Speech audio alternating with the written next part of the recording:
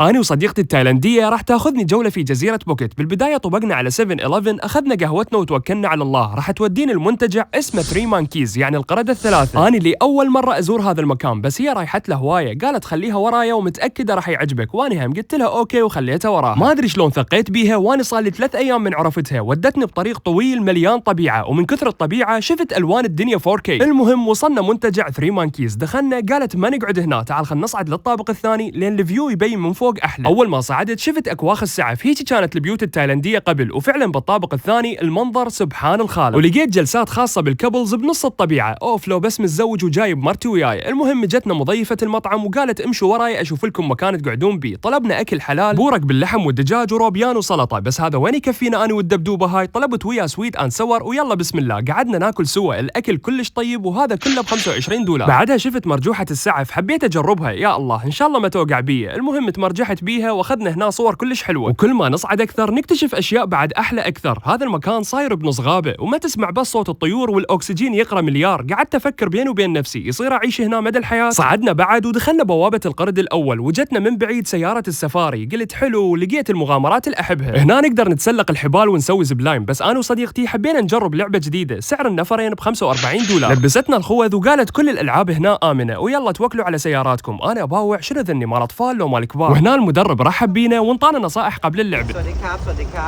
So we have 9 rules. I go to الزبدة قال عندكم 9 قوانين لازم تعرفوها قبل ما تلعبون. لازم تسوقون بإيديناتكم اثنيناتن، ما يصير تسوقون بإيد واحدة. وقال امشوا بهدوء، لا تعوفون الستيرن حتى لا تطيرون. let go. I believe I can fly.